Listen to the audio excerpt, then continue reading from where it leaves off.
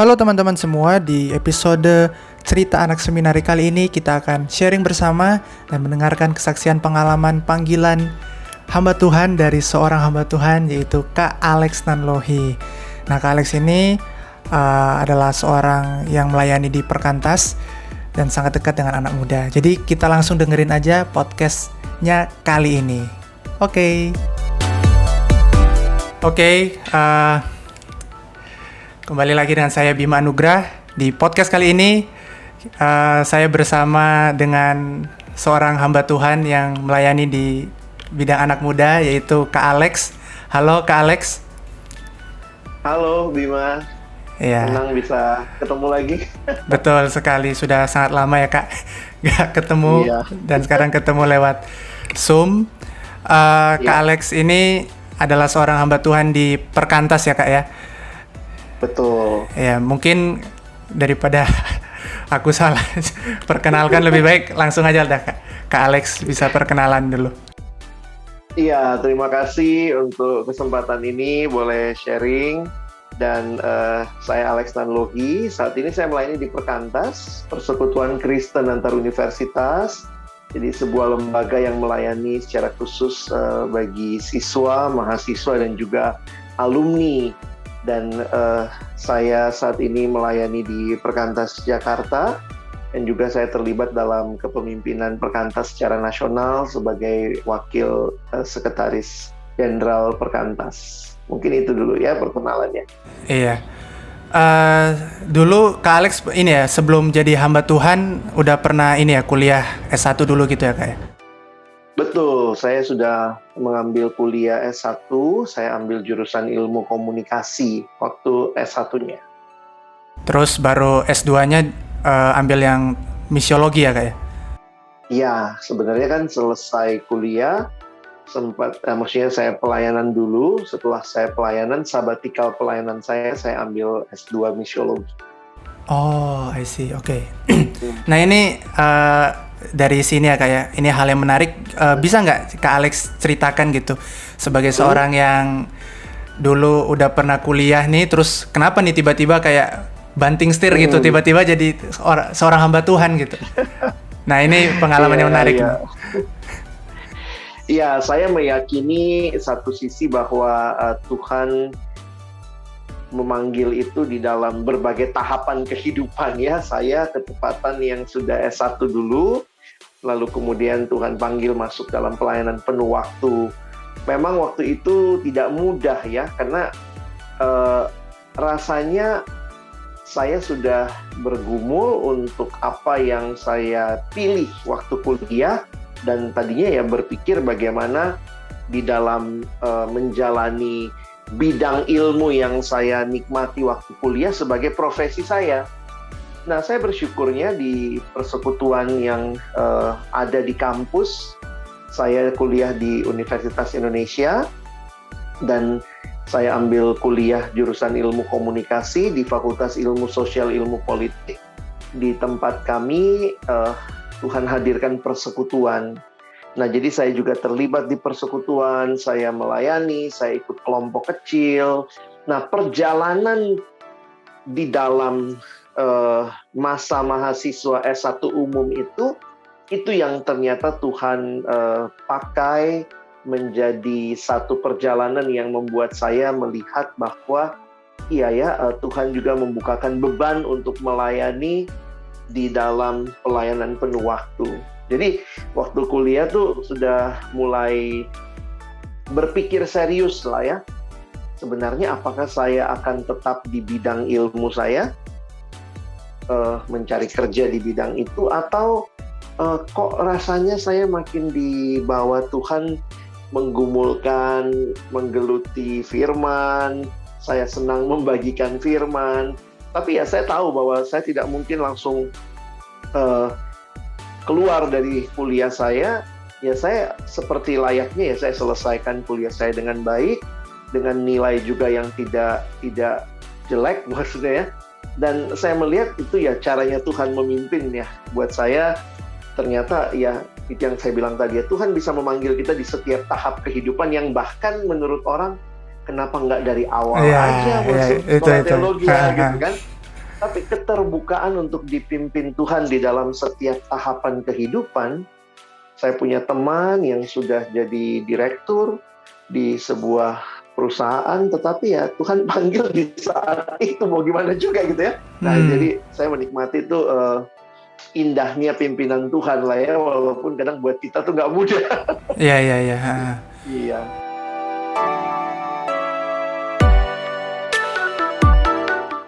Tapi apa ya yang Kak Alex rasakan pas di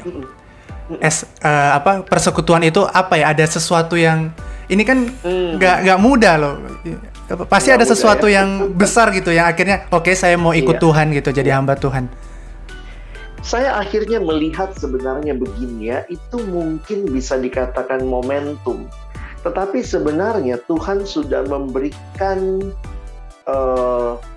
waktu saya lihat ke belakang pengalaman hidup, Tuhan seperti sudah memberikan kepada saya pengalaman-pengalaman yang mengarahkan. Walaupun juga itu saya baru sadar setelah lewatin semua ya.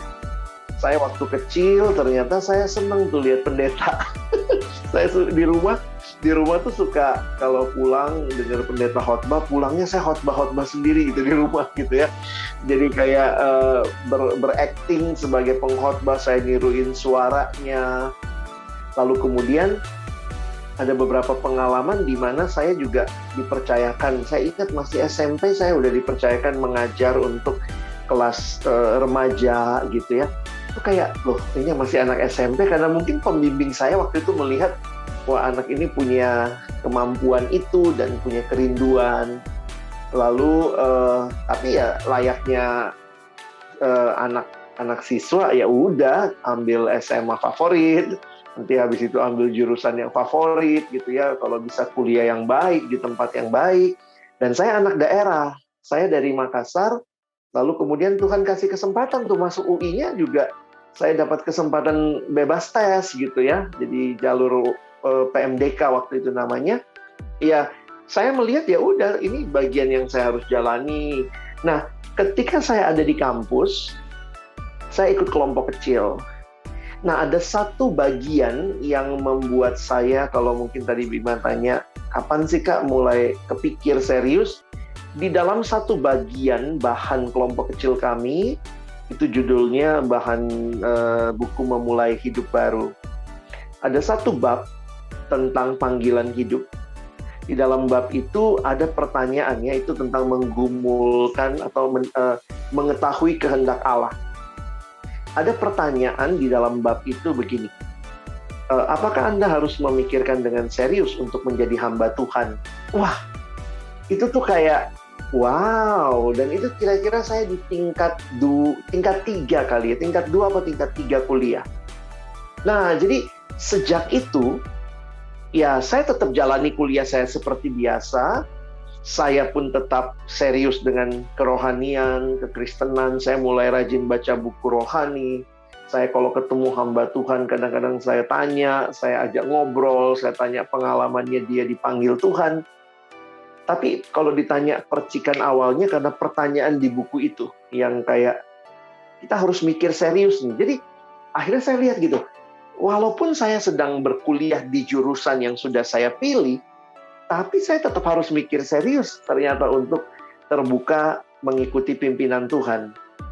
Dan setelah saya lewati itu tuh, ya itu yang saya bilang tadi ya, kok rasanya hati makin diarahkan ke situ. Ya cuma saya tahu ya, namanya saya dapat kesempatan, saya bisa kuliah, jadi saya selesaikan dulu kuliah saya dengan baik. Dan ya saya juga senang kuliah saya suka dengan ilmu komunikasi.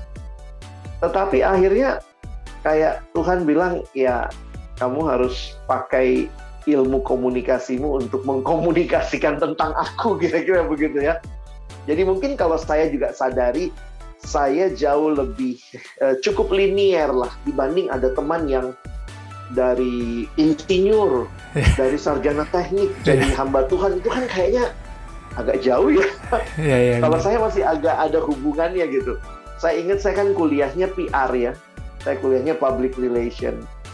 Dan public relation itu kan adalah orang-orang yang memperkenalkan sesuatu. Jadi waktu itu orang nanya, loh kok kamu bergeser jadi dari PR? Dulu kan sekolahnya PR. Saya bilang, sekarang saya PR-nya Yesus. Nah, tapi saya sadar bahwa itu nggak mudah, tapi Tuhan tuntun itu pelan-pelan. Jadi bukannya tiba-tiba saya dapat sesuatu lalu kemudian saya tinggalkan, tapi Tuhan bukakan pelan-pelan, terus Tuhan kasih komunitas ya. Saya ingat ada hal-hal yang nggak kebetulan ya, itu peneguhan ya. Mungkin saya cerita satu hal ya, selain beberapa peneguhan yang lain. Satu waktu di persekutuan kami undang pembicara. Nah, pembicaranya itu tiba-tiba batalin karena anaknya sakit. Pembicaranya itu membatalkan kira-kira 2 hari sebelum persekutuan. Dan di masa saya itu kan belum ada handphone seperti sekarang, ngontak pembicara itu harus kita telepon ke telepon rumahnya, kadang kita antri di telepon umum karena saya kan anak kos ya. Nah, jadi waktu itu teman-teman mikir gini, udahlah, ini cari pembicara susah nih, cari ganti udah 2 hari lagi. Lalu karena saya ketepatan seksi acara, saya yang bikin tujuan sasaran, saya yang ya kita pengalaman kalau di gereja ya jadi seksi acara, ya kita kan kumpulkan temanya dulu, ayatnya kita PA-kan dulu. Terus teman saya bilang, kamu aja Lex yang bagiin. Itu saya masih mahasiswa. Pembicara membatalkan, akhirnya seperti suara bulat, teman-teman itu mengatakan, sudah, kita percayakan sama Alex. Dan saya ingat, itu saya khotbah di depan teman-teman saya. Biasanya kan pembicara-pembicara ini saya masih sesama mahasiswa. Jadi kayak Tuhan kasih peneguhan waktu masih kuliah, kamu punya, apalah kalau mau pakai istilah bakat, untuk bisa menerangkan firman, dan akhirnya ya itu termasuk hal yang setelah saya bergumul serius karena pertanyaan itu, pertanyaan harus menjadi hamba Tuhan, kemudian peristiwa demi peristiwa yang kadang-kadang mungkin pembicaranya kalau dengar sekarang ya dia cuman karena anaknya sakit, tapi anaknya sakit dia nggak bisa datang, itu jadi cara Tuhan, ayo maju kamu. Begitu sih. Wah, menarik sekali ya Kak Alex ya. Dan kalau aku lihat berarti KTB ini jadi kurang lebih KTB lah yang Tuhan pakai ya. Ketika Kak Alex di S1 itu kuliah S1, ternyata dampaknya sebesar itu ya, bisa sampai orang bisa menyerahkan diri jadi hamba Tuhan ya. Dan sebenarnya ada pertanyaan yang pemimpin KTB saya waktu itu tanyakan, itu sebenarnya di bahan itu nggak seperti itu pertanyaannya, tapi kira-kira pertanyaan dia begini, atau kalimat yang dia bilang begini, kita harus berpikir serius dulu. Apa yang mesti dipikirkan serius? Kita full time atau tidak? Aduh, kok langsung begitu? Itu pertanyaan yang dia tanyakan. Kita harus gumulkan full time atau tidak. Kalau kita udah pasti tidak full time, baru kita pikirkan mau kerja di mana, mau kerja apa.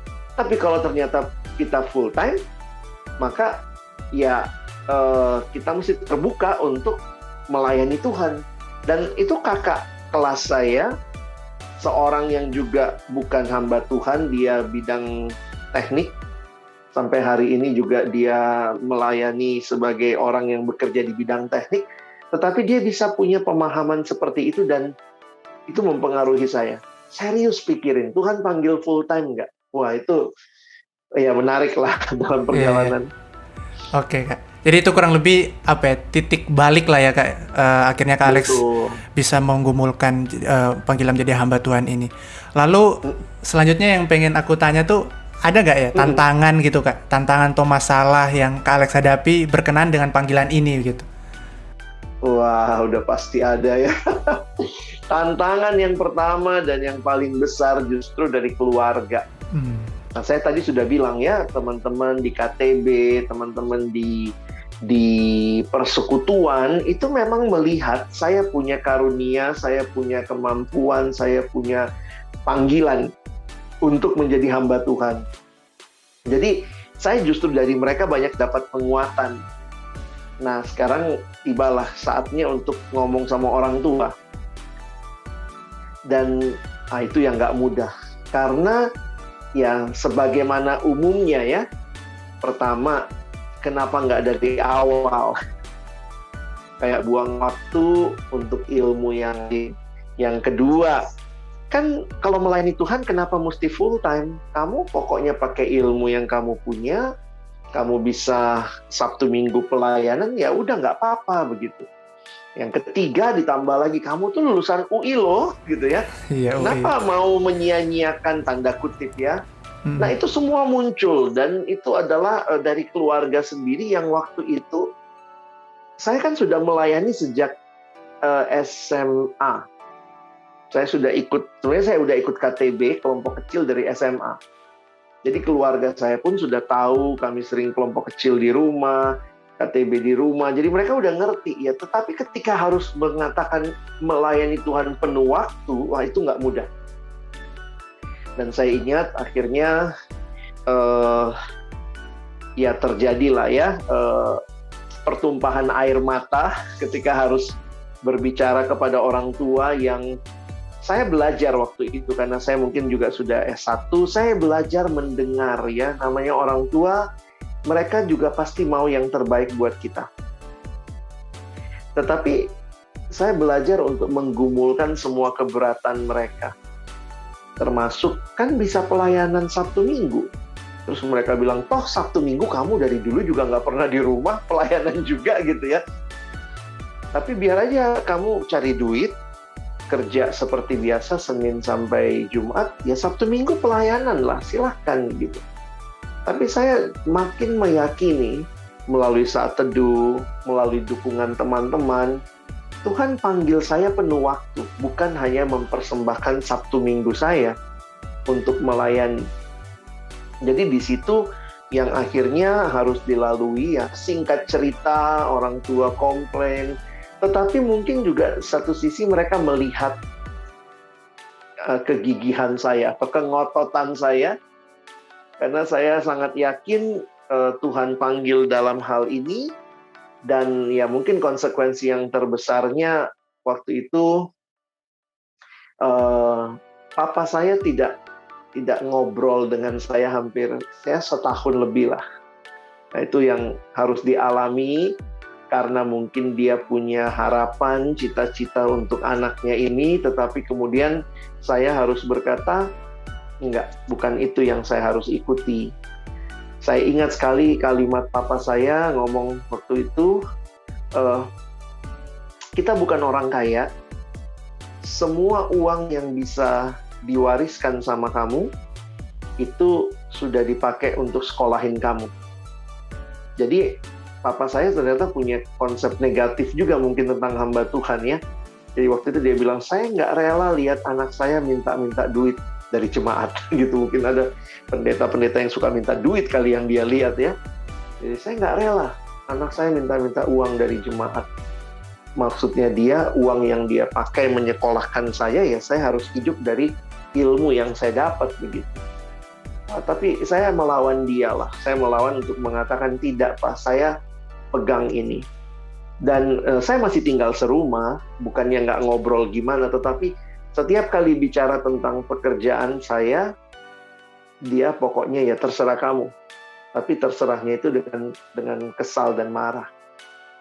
Dan itu berlangsung 1 tahun lebih ya, dan itu nggak mudah lah. Jadi kalau yang tidak mendukung tuh teman-teman gitu ya, oke lah ya, siapa mereka ini, keluarga sendiri. Nah tapi itulah ya, dalam anugerah Tuhan, semua Tuhan tolong untuk akhirnya justru keluarga yang akhirnya bisa mengerti dan justru sangat mendukung pada akhirnya. Oh, mungkin cerita singkatnya begitu. Iya. Jadi akhirnya mendukung gitu Kak? Iya, mendukung. Wah, luar biasa ya. Berarti gak gagal ya Kak Alex? Ya, begitu ya. Dan itu juga caranya Tuhan ya, kalau mungkin sedikit boleh cerita. Jadi, ya tentu nggak mudah ya buat saya juga, kadang-kadang masih muda waktu itu, masih emosional, kadang-kadang kalau disepelekan kan kita juga, walaupun kita hamba Tuhan, melayani Tuhan, disepelekan, nggak diajak ngomong. Kalau ngomong tentang kerjaan saya, kayaknya papa saya mengalihkan pembicaraan begitu ya. Jadi saya merasa kayak kok apa yang saya lakukan buat orang lain di luar rumah mereka bilang terima kasih, di rumah sendiri kok tidak mendapat penghargaan. Saya ingat sampai, jadi saya akhirnya memutuskan saya tetap masuk ke pelayanan dan saya terlibat di Perkantas. Dan di awal-awal itu saya ingat gitu, bahkan mama saya juga hampir setiap bulan tuh tiba-tiba misalnya, bayangkan ya ada koran, terus ini ada lowongan loh, coba nih. Jadi disodorkan terus untuk, coba nih ada lowongan, ini pas ilmumu yang dibutuhkan, ini komunikasi butuhnya. Atau nanti ada lagi dari saudara, ini ada lowongan. Loh, apa mereka tidak melihat yang sedang saya lakukan ini sebuah pelayanan yang saya pilih begitu.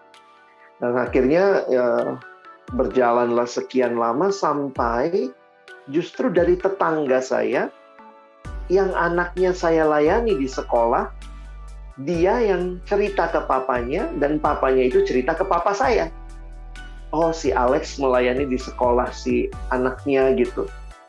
Dan akhirnya waktu itu saya ingat papa saya pulang dan kemudian dia ngomong, kamu pelayanan di sekolahnya si adik ini ya? Iya. Terus kemudian saya ingat tuh papa saya ngomong, oh oke, dengan jual mahal gengsi gitu, tapi dia bilang, ya katanya bagus kamu di sekolah gitu ya. Jadi di situ akhirnya saya melihat ya, akhirnya kayak Tuhan meneguhkan apa yang saya yakini sebagai panggilannya dengan memberikan orang-orang yang akhirnya juga melihat apa yang kita lakukan, dan ya pada akhirnya juga sampai juga ke keluarga, dan ya sejak itu cairlah semua, dan ya melalui proses waktu akhirnya mereka justru sangat mendukung saya gitu. Wah, saya juga ikut terharu nih Kak Alex. Iya ya. Berarti Tuhan memakai anak yang Kak Alex layani gitu ya, untuk akhirnya bisa dalam tanda kutip mengubah hati orang tua gitu. Wah, ini luar biasa lah mendengar pengalaman Tuhan. Karena sudah coba ngubah hatinya, nggak bisa juga gitu. Ya malah Tuhan pakai anak SMA Kak Alex itu yang bilang itu. Iya. Anak SMA yang lapor ke papanya ketemu papa saya, selesai. Wah, oke. Perjuangan yang saya sudah coba 1 tahun lebih, ternyata hanya sesimpel itu Tuhan bisa buka jalan. Iya betul, itu betul. Setuju. Iya, benar. Wah, oke Kak Alex. Kalau misalkan bicara tentang pelayanan anak muda sekarang Kak Alex, kenapa ya Kak Alex terjun ke sini, menekuni bidang ini gitu Kak Alex? Iya, mungkin yang paling sederhana, saya merasa berhutang ya. Pengalaman Tuhan juga bahwa saya kenal Dia, saya terima Yesus waktu saya masih SMA, saya bertumbuh di dalam masa-masa SMA, saya kenal Tuhan itu dari SMA sebenarnya ya. Jadi itu masa-masa yang indah dalam persekutuan, ikut kelompok kecil, lalu kemudian saya masuk kuliah, saya juga bertumbuh di situ. Jadi ya mungkin dalam keterbatasan pengertian saya waktu itu, kalau saya ingin membagikan hidup saya dan berdampak, ya yang saya paling mengerti ya apa yang pernah saya lalui, yaitu pelayanan kepada orang muda. Makanya akhirnya dalam pelayanan waktu bergumul, sebenarnya ada beberapa hal yang Tuhan bukakan waktu itu. Tapi akhirnya saya melihat yang paling pas dengan apa yang Tuhan kasih sebagai beban dan juga yang pernah saya lalui, yaitu di Perkantas ini. Dan Perkantas, karena fokusnya pelayanan kepada siswa mahasiswa, ya anak muda. Jadi waktu itu sebenarnya ada pelayanan juga yang ditawarkan kepada saya, dibukakan gitu ya. Saya tahu itu pelayanan nggak ada yang lebih baik, lebih buruk ya, tapi tergantung Tuhan panggil saya kemana, dan saya lihat iya ya, saya dimenangkan waktu siswa. Saya bertumbuhnya waktu mahasiswa. Saya rindu orang lain mengalami yang saya alami. Ya udah, akhirnya mikirnya di Perkantas. Nah, Perkantas saya akhirnya ya berkarya di sini, dan ya sudah sekian puluh tahun ternyata ya iya Tuhan kasih kasih kesempatan justru untuk lebih tajam mungkin ya ke anak muda, karena ini yang jadi pergumulan saya selama ini. Iya. Kalau di pelayanan anak muda apa itu tantangannya? Ya, aku sih anak muda juga ya. Cuma kalau Kak Alex mungkin unik lagi ya. Ya, tentu setiap konteks ada beda-bedanya ya. Tapi saya melihat sebenarnya tantangan yang utama adalah setiap generasi punya perbedaan.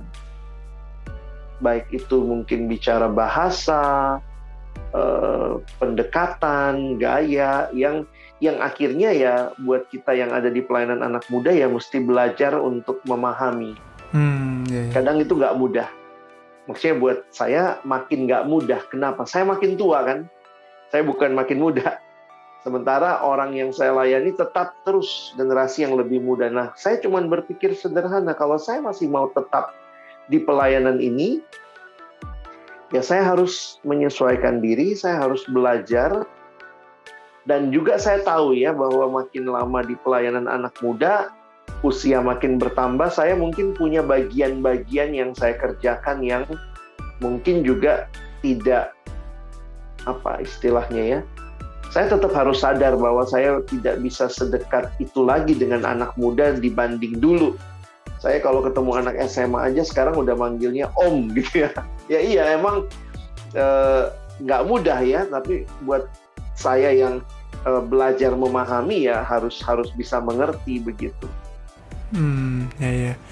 Pernah tuh kayak Kak Alex menggumulkan panggilan melayani di bidang lain gitu? Atau memang mungkin udah beberapa tahun nih, udah lama gitu? Ada gitu? Ini tahun yang saya melayani di pelayanan ini sejak 98. Jadi ini tahun yang ke-23 ya? 23 dalam pelayanan anak muda ya. Saya harus katakan ya kalau ditanya jujur sebenarnya saya nggak punya pilihan lain ya. Pilihan lain dalam arti saya juga menyadari bahwa semua pelayanan ada tantangannya.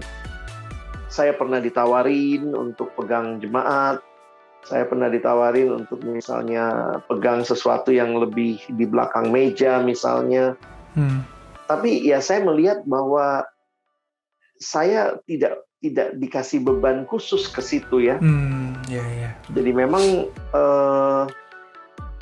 ada juga yang bilang ya, ini kalau dalam pelayanan kan ada yang bilang jangan-jangan kamu perlu kembangkan kapasitasmu. Selama ini merasa expert di anak muda karena kamu selama ini cuma di situ gitu. Tapi saya juga melihat bahwa ya Tuhan bimbing kita kan melalui proses ya. Nah saya makin melihat memang ini bagian yang Tuhan percayakan sehingga kalau saya di usia saya memulai pelayanan yang baru, maka itu perlu adaptasi yang lain lagi. Nah saya melihat sejauh ini paling tidak untuk 5 tahun ke depan, Tuhan masih kasih saya kesempatan untuk melayani anak muda. Oke, thank you Kak Alex ini. Kalau aku sempat terpikir sebelum buat podcast ini tentang misalkan ada orang-orang gitu yang merasa diri nggak layak gitu Kak Alex untuk jadi hamba Tuhan gitu. Kalau Kak Alex ngelihatnya gimana tuh? Misalkan dia merasa nggak layak gitu, mungkin dia ada dosa masa lalu, atau dia mungkin merasa rendah diri begitu, sehingga panggilan yang mungkin dia alami gitu, ya dia tolak itu dengan hal-hal yang tadi itu. Saya harus katakan tidak ada satupun dari kita sebenarnya yang layak melayani Tuhan. Ya, tetapi perasaan tidak layak itu tidak seharusnya membuat kita mundur dari melayani Tuhan ya. Tetapi justru dengan perasaan kesadaran diri ketidaklayakan itu, kita bergantung kepada Tuhan, mengandalkan Tuhan, bersandar kepada anugerah-Nya, dan ayo kita sama-sama jalani pelayanan yang Tuhan percayakan. Jadi saya jujur aja ya, dalam pengalaman pelayanan kan juga merekrut pelayan-pelayan Tuhan. Kalau sampai ada pelayan yang datang sama kita lalu dia ngomong, "Kak, saya saya layak melayani Tuhan, mungkin saya akan bilang kamu dibina dulu ya. Tapi begitu ada yang bilang, aduh Kak, saya nggak layak nih melayani Tuhan, saya begini, saya biasanya langsung ngomong, puji Tuhan, kamu orang yang dicari. Karena begitu kamu merasa layak, kamu udah jadi nggak layak. Tapi begitu kamu sadar kamu tidak layak, nah memang ini yang harus ditolong ya. Apakah yang menghalangi dia atau rasa ketidaklayakan itu adalah dosa masa lalu? Ya selesaikan, minta ampun di hadapan Tuhan, berdamai dengan hal itu. Jadi jangan akhirnya karena perasaan tidak layak itu membuat kita merasa ya selamanya kita nggak layak. Tuhan kan sudah berikan hidup yang baru, pemulihan buat kita. Jadi buat teman-teman yang mungkin punya pergumulan seperti itu, sadari bahwa Tuhan sanggup ya. Saya juga ngalamin itu sebenarnya, gampang ngomong ya, tapi waktu ngalamin tuh nangis-nangis ya. Iya, betul. Waktu saya diminta melayani, yang terbayangkan, satu-satunya tokoh yang terbayangkan itu Petrus. Waktu itu saya ingat saat teduh, lihat Petrus menyangkal 3 kali, saya pikir, Tuhan, saya nggak lebih baik dari Petrus gitu ya. Petrus 3 kali, mungkin saya sudah lebih dari 3 kali. Tapi kenapa Tuhan panggil, memberi kesempatan melayani? Waktu menyadari itu tuh, nangis, cucuran air mata ya, bahwa iya ya, Tuhan nggak panggil orang yang layak, yang tidak ada dosa, tidak ada kegagalan, tapi Tuhan memanggil dan memberi kesempatan. Nah, di situ saya lihat, iya ya, saya harusnya tidak terpuruk dengan kegagalan saya, ketidaklayakan saya, tapi justru bangkit dan ayo kita bisa mengubah masa depan. Yang kita nggak bisa ubah ya masa lalu, ya udah lewat gitu. Yeah. Kalau misalkan ditanya nih Kak, ini kesenangan gitu Kak, misalkan apa sih kebahagiaan yang Kak Alex dapat yang karena Kak Alex jadi hamba Tuhan gitu, yang mungkin Kak Alex nggak akan dapat nih kalau nggak jadi hamba Tuhan gitu. Ya sebenarnya ya kebahagiaannya itu harusnya sih Tuhan saja ya. Betul. Itu prinsip lah. Kenapa? Karena kita tidak selamanya bisa lihat apa yang menjadi buah dari pelayanan kita. Saya belajar gitu ya sejak awal melayani, apalagi kalau kita masih awal melayani ya, waktu masih jadi hamba Tuhan. Sebenarnya kadang-kadang di 3 tahun pertama saya jadi hamba Tuhan, pertanyaan-pertanyaan eksistensial itu masih muncul. Tuhan, apa yang saya lakukan ini berdampak nggak ya? Jadi karena tidak selamanya itu langsung kelihatan ya. Saya khotbah, saya mimpin kelompok kecil, KTB, saya pelayanan ke sini, ke sana. Terus saya pernah tuh tiba-tiba terdiam dan menyadari gitu. Kalau saya nggak lakukan ini, apa bedanya? Kalau saya lakukan ini pun nggak ada yang melihat, nggak ada yang memuji, apalagi kita masih hamba Tuhan muda, khotbah kita juga nggak sebaik yang lain, jadi khotbah juga tanggung, pelayanan juga masih nanggung, apa-apa tuh kayak kita nggak ada artinya, sehingga bertanya apa yang saya lakukan itu ada artinya. Nah di situ kenapa saya akhirnya dapat kesimpulan, sebenarnya kepuasan sejati dalam pelayanan itu adalah Tuhan sendiri. Walaupun mungkin kesannya kayak rohani banget, tapi ya emang begitu, karena kita di awal-awal tuh nggak lihat buah. Nah kalau sekarang saya harus menyadarinya begini ya, ini jadi kesempatan Tuhan izinkan lihat buah. Nah tapi itu juga yang selalu harus ingat ya, jangan sampai kita bermegah karena buah-buah itu. Saya sudah pelayanan cukup lama, ada orang-orang yang saya bina, ada orang yang pernah dibawa kepada Tuhan. Tuhan pakailah khotbah saya membawa dia kenal Yesus, dia terima Yesus pertama kali. Jadi kadang-kadang ada yang datang lalu bilang, Kak makasih ya, mungkin kakak nggak ingat, dulu saya bertobat waktu kakak pimpin KKR. Wow, itu tuh sukacita tuh. Tapi di awal-awal tuh nggak ngalamin begitu ya. Siapa juga undang kita di tahun-tahun awal pelayanan. Nah sekarang itu mengingatkan diri lah, ketika ada orang yang menikmati pelayanan kita, pernah diberkati dengan pelayanan kita, dan mungkin sekarang dia bisa share, thank you, terima kasih, Tuhan pakai kakak buat saya. Ya tetap harus ingat kepuasan sejati itu Tuhan. Ini bonusnya lah. Tuhan kasih bonus. Saya sukacita ya. Waktu lihat Bima masuk sekolah teologi, wow gitu ya. Melihat dia ya yang dulu pernah ngobrol di retret ya. Iya, Kak. Ya, ada saja cara Tuhan gitu. Iya. Nah ini mungkin sedikit melenceng lah ya Kak. Aku cukup tertarik dengan kata-kata Kak Alex tadi yang bilang kepuasan sejati di dalam Tuhan gitu. Nah, gimana sih Kak Alex memupuk itu dan membentuk itu di dalam hati Kak Alex sih? Kepuasan sejati dalam Tuhan itu. Itu memang tidak mudah ya. Saya menyadarinya pun lewat proses. Karena memang saya yakin itu kita sudah tahu. Tapi mengalaminya tuh nggak mudah. Ketika tidak ada yang memuji, tidak ada yang notice pekerjaan kita, akhirnya menyadari gitu ya, siapa sih yang lihat semua pelayanan yang kita lakukan? Sehingga kalau saya setia buat siapa? Kalau nanti ada yang bilang terima kasih, itu siapa yang bilang terima kasih?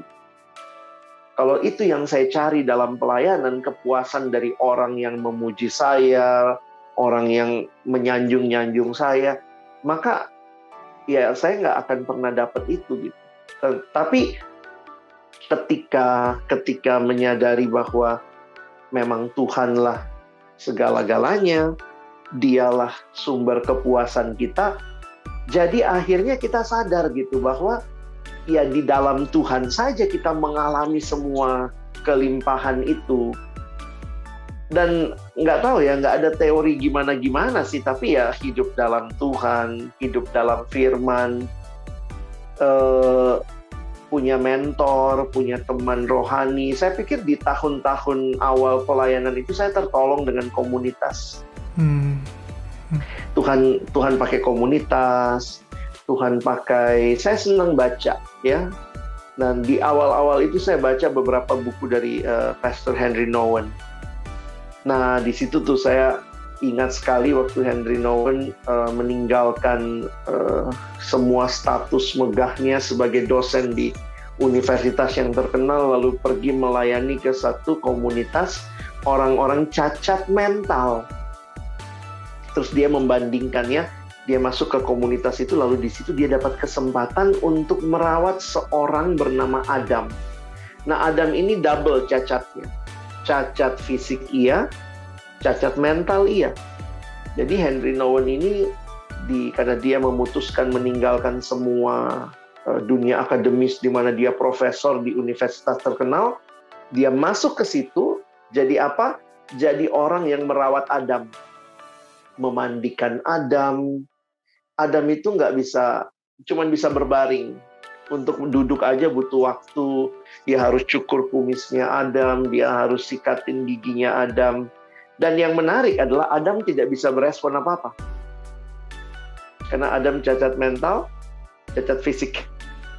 Jadi akhirnya Henry Nouwen coba bandingkan. Dia bilang, waktu saya di universitas terkenal, begitu saya selesai kasih lecture, semua tepuk tangan, semua datang, terima kasih profesor, kuliah Anda sangat hebat.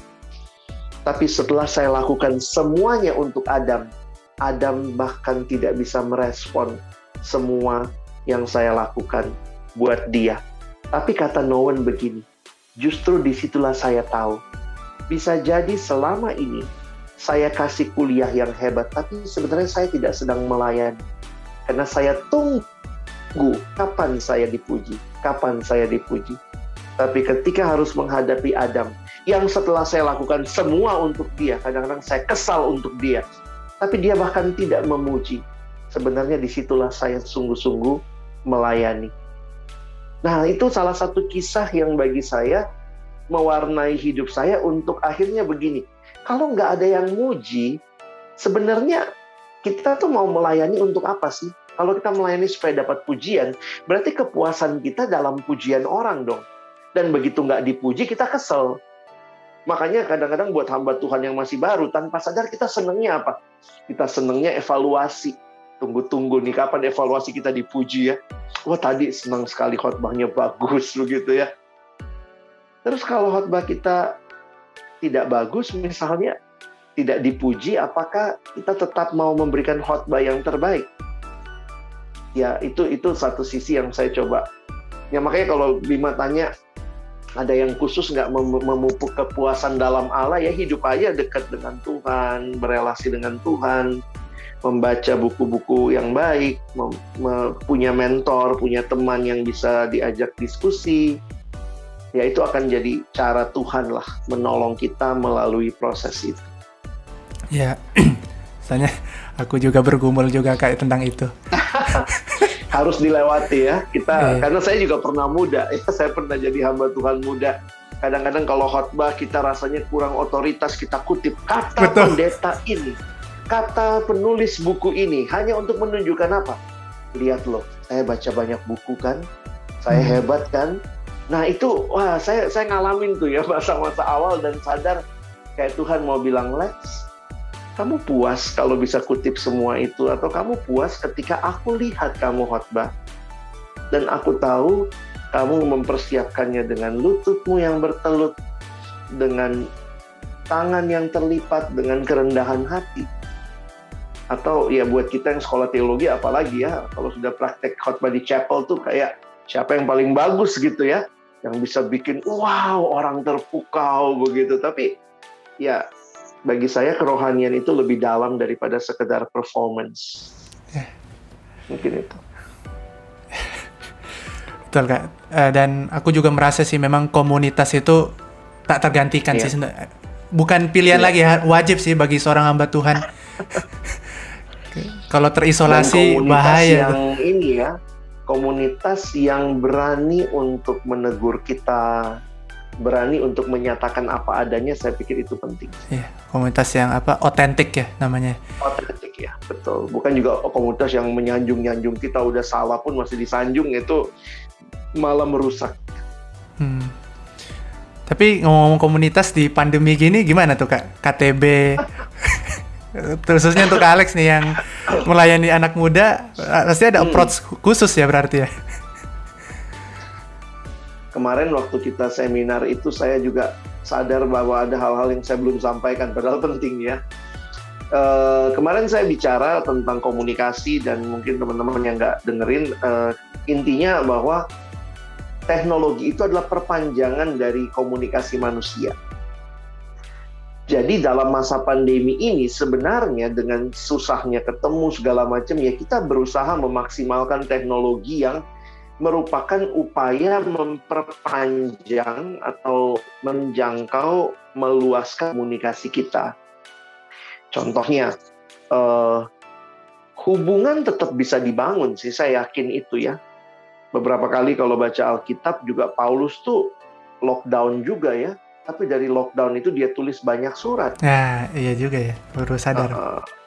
Baru dia tulis banyak surat. Jadi nggak ada alasan lockdown tuh nggak bisa bangun relasi. Orang bilang, tapi nggak pernah ketemu Kak. Ya, Paulus tuh nggak pernah ketemu jemaat Kolose. Iya. Paulus nggak pernah ketemu jemaat Roma. Tapi bisa tulis surat yang panjang seperti itu. Nah, saya lihat kuncinya kalau dari Paulus itu doa. Ketika dia mengatakan, aku selalu menyebut kamu dalam doa. Jadi sebenarnya membangun relasi yang pertama dan terutama, apakah orang-orang yang kita layani itu, teman-teman yang kita kasihi itu muncul dalam doa-doa kita. Jadi coba membangun relasi itu bukan cuma masalah ketemu, hahaha makan sama-sama, lalu pulang. Kadang-kadang saya merasa saya lebih dekat dengan orang yang saya doakan ketimbang orang yang saya hanya jalan dan saya nggak pernah doakan dia. Namanya nggak pernah muncul dalam doa saya. Tapi kalau mau jalan, pasti dia yang keinget. Jadi itu hanya sekedar teman jalan. Paulus bisa begitu dekat dengan jemaat karena dia bilang, aku mengingat engkau. Kepada Timotius, aku terkenang akan air matamu. Jadi doa menjadi satu bagian yang penting. Nah, yang berikutnya ya pakailah semua means yang ada. Paulus waktu itu pakai surat, pasti kan nggak gampang cari kertas kayak kita sekarang ya. Paulus mesti gunakan teknologi, minta orang dari luar penjara tolong bawain kertas, pena, papirus waktu itu ya. Nah, saya kasih satu contoh lah. Beberapa kali saya cukup tersentuh ketika ada adik yang dalam masa pandemi ini, tiba-tiba kontak saya lalu, Kak Alex ada yang mau didoakan nggak? Wah, itu pertanyaan simple, tapi ternyata di tengah-tengah pandemi di mana orang juga sibuk sama dirinya masing-masing, ada yang mau berdoa buat kita. Wah, itu membangun relasi ya. Dan kemudian saya tulislah pokok doa saya, ini ya pokok doa saya. Udah saya kirim, send, dan dia read gitu. Saya nunggu-nunggu, kenapa nggak dibales-bales kayak bilangnya oke Kak, saya doain kayak atau apa gitu ya. Tapi tiba-tiba nggak lama kemudian, yang masuk itu voice notes. Dia kirim voice notes lewat WA. Dan dia bilang gitu, baik Kak ya, kita berdoa. Lalu dia berdoa di situ untuk saya di voice notes itu. Aduh, itu sangat menyentuh satu sisi ya. Dia menggunakan teknologi. Ya ada voice notes, kita bisa video call, kita bisa apa. Jadi kalau kita bilang lockdown ini atau kita terisolasi tidak bisa membangun relasi, jangan-jangan kita nggak cukup berjuang memakai semua hal yang ada untuk membangun relasi itu. Jadi itu yang saya sadari sih ya. Jangan sampai kita merasa karena kita lagi pandemi nggak bisa bangun relasi, bisa kok. Nah cuma mau nggak mulai dengan doa dan mengupayakan lewat semua teknologi yang mungkin kita pakai. Oke Kak Alex, nggak terasa nih Kak Alex, udah 45 menit. Oh oke. Seneng bisa sharing ya. Ini luar biasa. Aku kayak seneng juga gitu loh, dengar pengalaman-pengalaman orang lain gitu, di mana dia dipanggil. Caranya aneh-aneh gitu, ajaib lah Tuhan. Iya, Tuhan ajaib ya, betul. Mungkin di bagian akhir ini ada apa ya, pesan atau apa gitu dari Kak Alex untuk teman-teman nih yang lagi bergumul juga menjadi hamba Tuhan. Ya mungkin juga sudah kuliah S1 kayak Kak Alex gitu dan sedang menggumulkan. Apa nih yang Kak Alex ingin sampaikan gitu? Iya, kalau saya kembali kepada pernyataan tadi di awalnya bahwa Tuhan bisa panggil kita di setiap tahapan kehidupan. Jadi terbukalah gitu ya. Termasuk kalau kadang-kadang kita rasakan saya sudah S1. Bahkan ada beberapa teman saya sudah S2. Ada yang bilang saya sudah umur segini, masa saya tiba-tiba melayani Tuhan. Tapi kalau Tuhan panggil, mari sediakan diri kita untuk dipakai Tuhan. Tentunya lewati pergumulannya ya. Supaya juga tidak gegabah, jadi orang yang benar-benar cari komunitas yang bisa menolong kita juga. Dan saya ingat satu kalimat yang pernah disampaikan seorang hamba Tuhan. Bagi saya itu kalimat yang terngiang terus lah ya, paling tidak buat saya. Dia bilang begini, kalau Tuhan panggil, kalau Tuhan tidak panggil, tidak usah datang. Tapi kalau Tuhan panggil, jangan lari. Ya, kalau Tuhan tidak panggil saudara jadi hamba Tuhan, ya nggak usah datang kepada Tuhan jadi hamba Tuhan. Dia nggak panggil kok. Tapi kalau Tuhan panggil saudara, jangan lari gitu. Ya, jadi itu menolong kita juga untuk pertama ya serius bergumul kalau kita merasakan ada panggilan Tuhan, dan coba cari komunitas yang kiranya Tuhan pakai juga meneguhkan komitmen kita. Dari pengalaman saya, mungkin ada tantangan. Ada yang bebas tantangan, ada yang ada tantangan. Tapi kalau memang itu kehendak Tuhan, pasti ada jalan Tuhan untuk meneguhkan. Nah, mungkin itulah dari saya. Kalaupun lari, dipaksa Tuhan kayak Yunus. Makanya kalau lari itu kan lebih capek ya, tariknya balik gitu ya, daripada tarik-tarikan menyerah aja. Iya benar menyerah aja. Kalau Yunus harus diombang-ambingkan di laut dulu, baru ini kan. Kalau Bima sendiri ada pergumulan waktu itu, maksudnya ada tantangan atau tidak? Secara garis besar sih nggak ada tantangan yang terlalu berarti ya. Orang tua juga puji Tuhan menyetujui. Iya. Tantangannya ya memang di sekolahnya ini yang memang banyak sekali hal yang Tuhan ubahkan lah. Orang banyak kan gitu. Mungkin di terakhir ini Kak Alex bisa doakan kita, teman-teman juga untuk menutup juga podcast ini. Baik, mari sama-sama kita berdoa. Tuhan, terima kasih tidak ada hal yang kebetulan terjadi dalam hidup kami. Terima kasih juga melalui podcast dengan Bima Anugrah hari ini kami boleh mendengar, melihat secara khusus apa yang Tuhan karyakan di dalam hidup setiap kami. Kami sadar bahwa apa yang kami lalui adalah bagian dari rancangan Tuhan yang indah yang sedang membentuk kami. Seringkali tidak mudah. Ada lika-liku, tetapi ketika Tuhan panggil, maka Tuhan juga yang akan membuka jalan dan Tuhan yang akan meneguhkan setiap tahapan. Karena itu hamba berdoa bagi saudara-saudara yang mendengar podcast ini, yang mungkin sedang dalam masa-masa mereka menggumulkan. Apakah betul panggilan yang Tuhan nyatakan? Bagi mereka yang mengalami pergumulan, Tuhan yang kiranya teguhkan, Tuhan mantapkan dengan setiap pilihan-pilihan yang harus dibuat. Dan bagi mereka yang mungkin juga jalannya terbuka luas, biarlah terus berserah kepada Tuhan untuk tidak juga gegabah dan tidak menjadi sombong, tetapi benar-benar berserah kepada Tuhan untuk dipimpin Tuhan. Karena itu kami sungguh berdoa, biarlah podcast ini dengan berbagai cerita orang-orang yang dipanggil untuk menjadi hamba-hamba Tuhan boleh menjadi berkat yang besar buat setiap yang mendengar. Terima kasih juga buat Bima yang terus Tuhan pakai. Berkati juga di dalam pergumulannya, kerinduannya, studinya, semuanya Tuhan lancarkan dan Tuhan bangun bagi kemuliaan nama Tuhan. Kami bersyukur dan kami berdoa di dalam nama Tuhan Yesus Kristus. Amin. Amin. Ya. Terima kasih Kak Alex sudah mau jadi narasumber, memberi waktu untuk berbagi bersama di sini Kak Alex. Terima kasih. Thank you. Oke. Terima kasih teman-teman yang sudah mendengarkan.